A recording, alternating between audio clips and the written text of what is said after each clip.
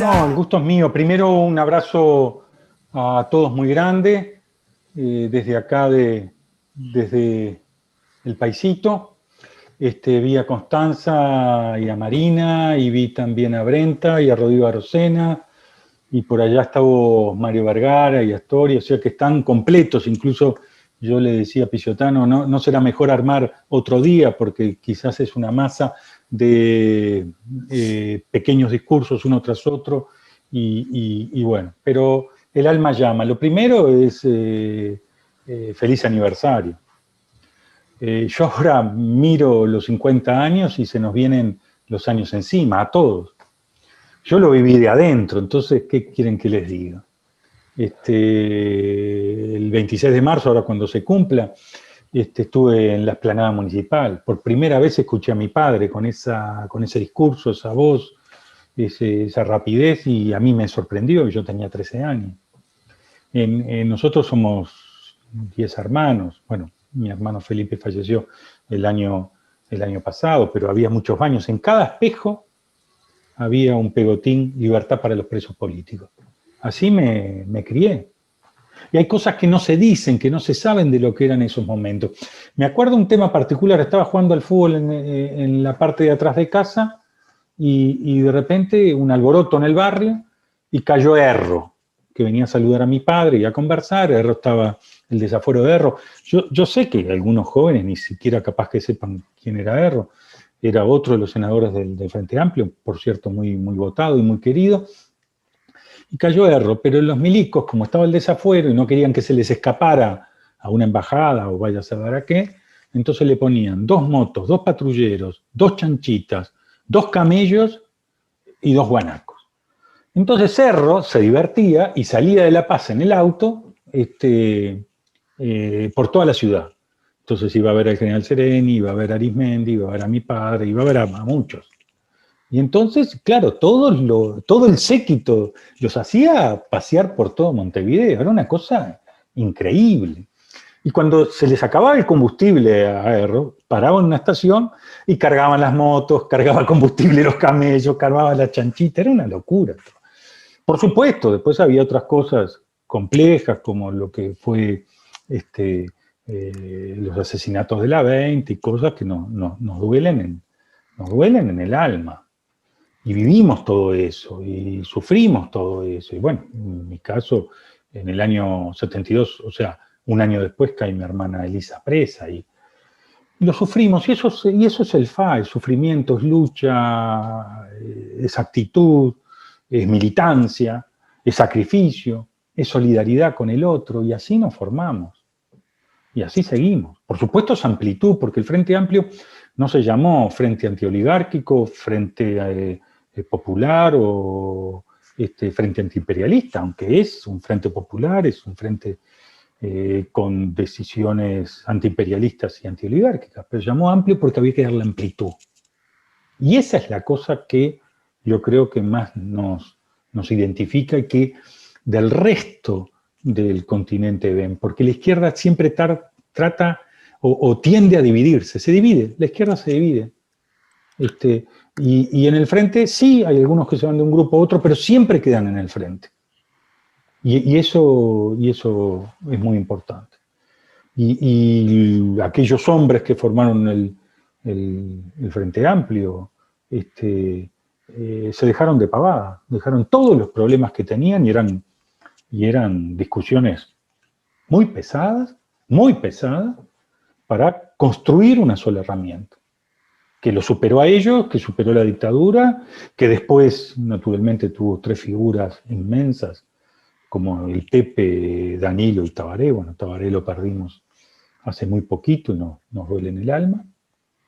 Y seguimos en la lucha, a veces con avances, como fueron estos 15 años, los 15 años de mayor prosperidad e igualdad en toda la historia, y a veces con retrocesos, como fue perder el gobierno el año pasado.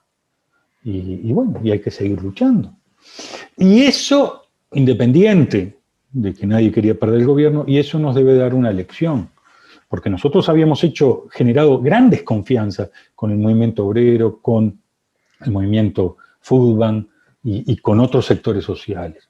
Y parte de eso se construyó en La Cana. O sea, salía gente en el 85, salió gente de La Cana, que unos fueron al movimiento obrero, otros fueron al Frente Amplio, otros y otras, por supuesto, fueron a el movimiento, el FUCBAN, y así se fue construyendo con confianzas, porque estábamos de un lado y de otro. Y esas confianzas, a raíz de que alguna gente fallece y a raíz también de los 15 años, se perdieron. Por eso yo digo que, independiente del tema de la LUC, que los 135 artículos que todos nos estamos moviendo para anularlos, que es una lucha muy importante que nos está sorprendiendo, lo que es, sin duda, la recolección de firmas, que vamos a sorprender, yo estoy seguro, el próximo jueves 11 con los datos que se van a alargar, y me ha tocado el trabajo y también el orgullo de representar al Frente Amplio en el ámbito de la coordinación de lo que es la LUC, que está FUCBAN, FEU, Intersocial Feminista, PICNT y Frente Amplio.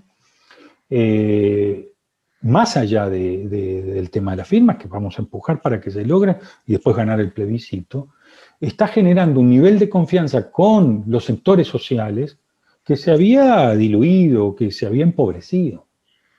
Y yo creo que eso es muy importante, porque en cierta medida el hecho de estar en el gobierno, todos lo sabíamos, y entonces se diluyó esas relaciones intrínsecas de la izquierda. No se puede pensar la izquierda sin los movimientos sociales, no se puede pensar la izquierda de antes sin los trabajadores, sin los estudiantes, pero ahora con todo el espinel social. Hay más de 40 organizaciones que trabajan todos los días para juntar las firmas por el tema de la LUC. Y en ese sentido es muy importante esta militancia. Yo creo que además nos va a permitir hacer toda la discusión que estamos haciendo en la Comisión de Balance, Evaluación Crítica, Autocrítica y Perspectiva, en la medida que estamos militando codo con todos los sectores sociales y entre nosotros, los sectores, los partidos del Frente Amplio, nos va a permitir que muchas discusiones tomen el canal correspondiente. Y después tenemos que discutir, sin duda, un tema de línea política, que nosotros no podemos tener 3 o 4 posicionamientos políticos de parte del Frente Amplio. Nosotros tenemos que identificar bien quién es la derecha, con una actitud de firmeza, actuar en consecuencia. Yo no creo que haya que, incluso en el medio de la pandemia, que al ajuste al motor económico privado que se cayó, que se restringió, que ajustó, el gobierno de la calle Pou hace el ajuste público. Por lo tanto, Uruguay está viviendo lo que no está viviendo el resto del mundo. Vive la pandemia, pero sueltan dinero, sueltan, para que la economía avance. En Uruguay estamos haciendo lo contrario. Hasta la principal del Fondo Monetario Internacional dijo: gasten, que no se nos caiga la sociedad, ya después veremos. Miren lo que les estoy diciendo. Fondo Monetario Internacional. Bueno, la calle Pou y el gobierno heredista están mucho más a la derecha que el propio Fondo Monetario Internacional.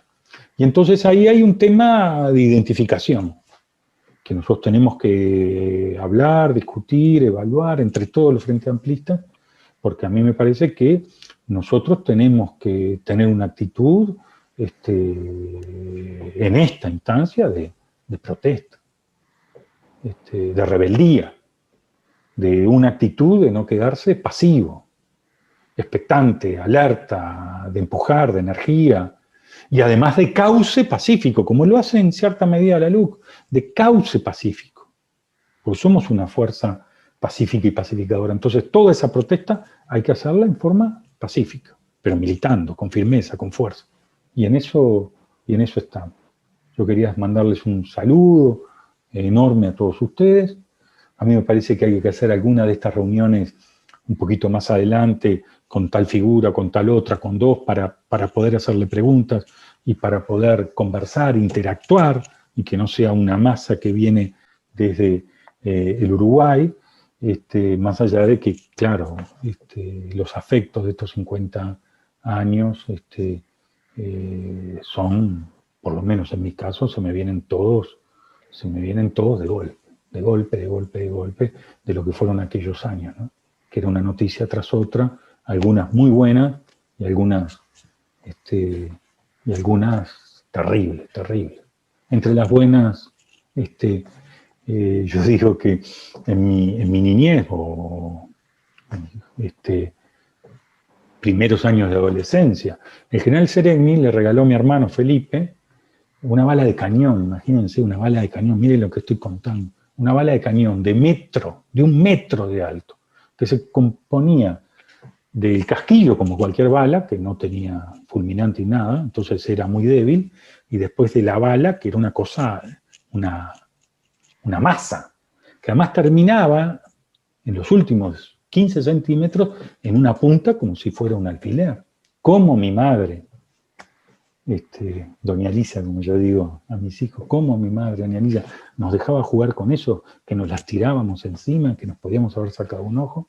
Bueno, de esas cosas, de esas anécdotas, que yo tengo por decenas lo que fue ese momento, seguramente Marina tendrá muchas también, de cómo se conformó el frente, de los aspectos afectivos, de cuando tiraron la bomba en casa, y vino Jaime Pérez con el Dari Mendiondo, que también se lo llevó el año pasado, murió Dari, en la delegación de lo que era el Partido Comunista, expresar solidaridad porque habían tirado la bomba en casa. De todas esas anécdotas se nutre esto que somos. Somos seres humanos, políticos porque nos interesa la cosa pública, no nos quedamos en nuestra cosa privada, nos interesa lo que hay alrededor nuestro, y en el sentido de lucha, rebeldía, de fuerza para proteger los más débiles, para proteger a los que menos tienen.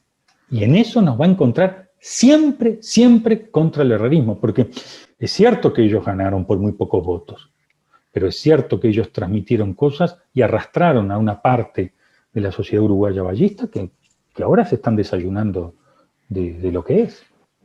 Y que yo creo que si hacemos las cosas bien, el gobierno herrerista va a tener solo estos 5 años de fiesta. Así que mando un abrazo para todos muy grande.